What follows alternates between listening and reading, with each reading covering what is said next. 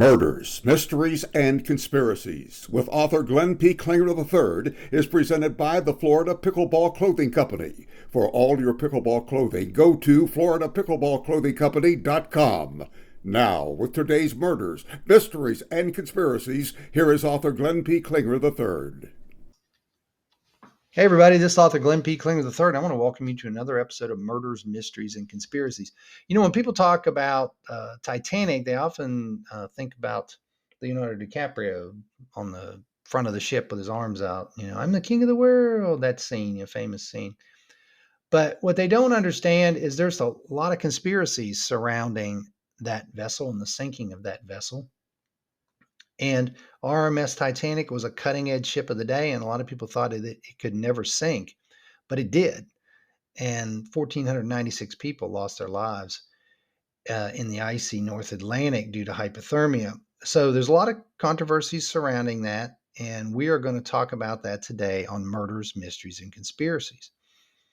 As many of you know, I write the Rolling Justice Mystery Series and NTSB Mystery Series along with various other pilots and television scripts.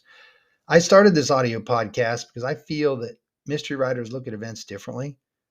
A lot of times I'm able to look past any deception into what may have actually happened. And in order to do that, you have to have an open mind because there are times when things that could have happened that you don't really understand or even want to believe what happened do.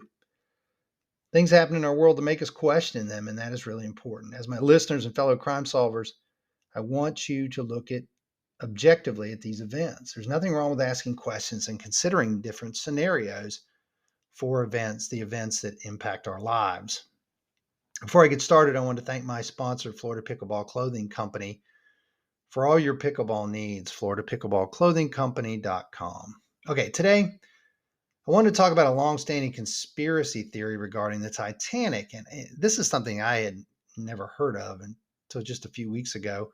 So I went out and did a little research, and I wanted to give you some quick facts on what happened. And now I'm going to present those facts to you, my listeners, and let you digest those facts, and you can go out and do a little sleuthing on your own, and perhaps together we can solve a mystery.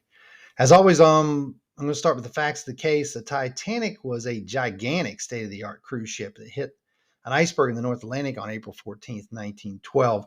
The hull's damage was so severe, it was a 350-foot gash just below the waterline, and the boat sank, taking the lives of 1,496 people. But there's still many people to this day that don't believe the Titanic actually sank, but was switched for its sister ship, the Olympic. And the Olympic was actually the boat that sank. There's a book by Robin Gardner called Titanic, the Ship That Never Sank. That was written in 1998. So it's been a little while. Gardner draws on several events in the hours and days leading up to this tragic event that he believes casts some light on the Titanic actually being swapped for the Olympic in one of the largest insurance scams ever perpetrated. Maritime insurance fraud is common, and so it's, you know, even in the 1900s, but with a ship this large, it's kind of hard to believe that it can happen. When you look at who owned White Star Lines, American financier J.P. Morgan had acquired White Star in 1902. The White Star Line christened the Olympic about a year before the Titanic was christened, and they were sister ships, so they were almost identical. There were some minor differences, but to the untrained eye, they were almost identical. It just sounds a little crazy, but bear with me and we're going to get through this. A witness came forward, this is a long time ago, came forward, and his nickname was Paddy the Pig. Paddy the Pig was a seaman that served on vessels in Belfast and Southampton areas. At that time, Paddy the Pig came forward claiming the boats were swapped in the largest insurance scam ever. Now, I guess Paddy the Pig was getting a little older, and he wanted to clear his conscience or whatever and just tell everybody what had happened. But here's what he says happened. There's a huge dry dock in Belfast. In fact, it's the only dry dock large enough to service these gigantic ships. The Olympic was the largest at the time, and it was built a year before the Titanic. The White Star Line had many problems, and J.P. Morgan came in to save the day. And J.P. Morgan was nicknamed the Napoleon of Wall Street. He was a ruthless businessman. He helped companies like U.S. Steel, International Harvester, and he was even credited with single-handedly saving the U.S. banking system during the Panic of 1907. Morgan had a hand in creating the Federal Reserve, and he owned International Mercantile Marine, which owned White Star Lines, and hence the Titanic. We'll touch upon the Federal Reserve issue a little later. Prior to the event, the Olympic was in Southampton, and it had a collision with the U.S. Navy cruiser HMS Hawk. Now, the Hawk was a 19th century battleship and had an underwater ram on it.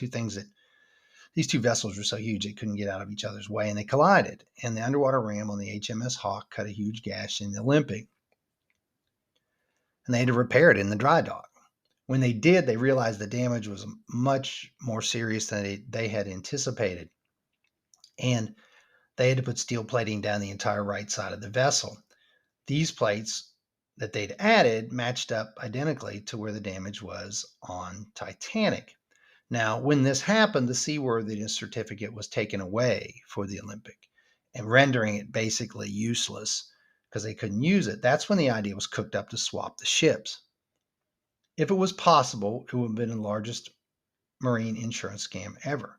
They were sister ships and almost identical, and the names on the ships' interior, the only thing that you would have to change is the names on the vessels. The White Star Line, everything inside, plates, dishes, everything, was not labeled Titanic or the name of the ship, Olympic. It was just White Star Line. So it would allow them to do that.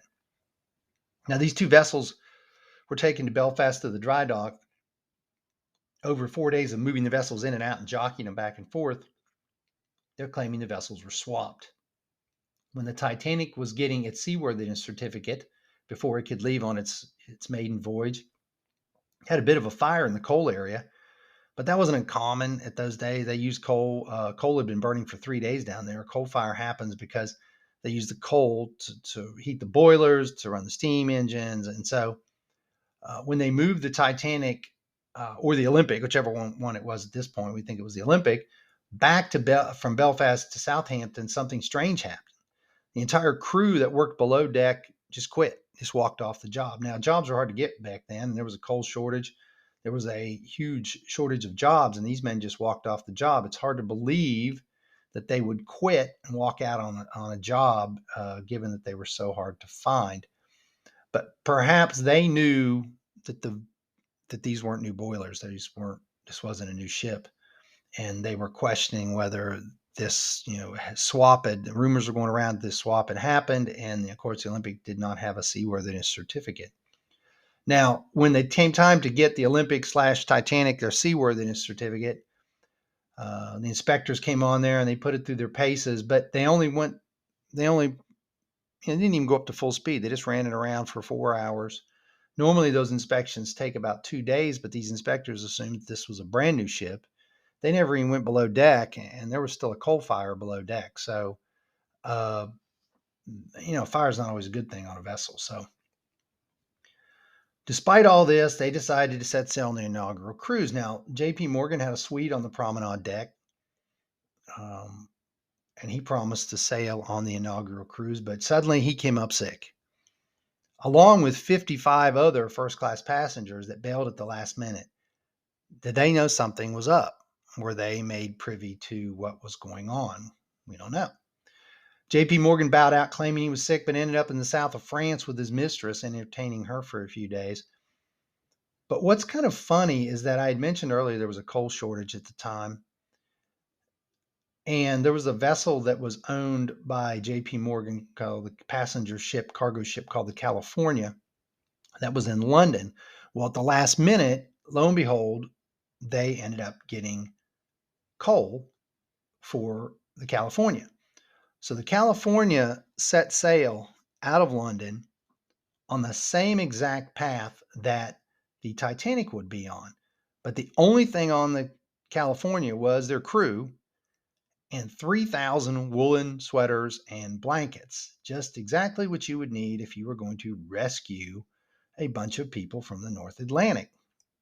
So According to this plan, I guess they were going to get out there and scuttle this ship out in the middle of the North Atlantic, save the passengers, and then nobody would be the wiser. The Titanic could sail around the world, and with the Olympic, Titanic could sail around the world as the Olympic, and they would get their insurance money. Since the Olympic was hit by the Navy boat HMS Hawk, the insurance didn't pay up, so these guys were out a lot of money. So they set out on the same thing, and when they got out, same path. When they got out there, they just shut down in the middle of the ocean, almost like they were waiting to rendezvous with the Titanic. There were iceberg warnings in the area, and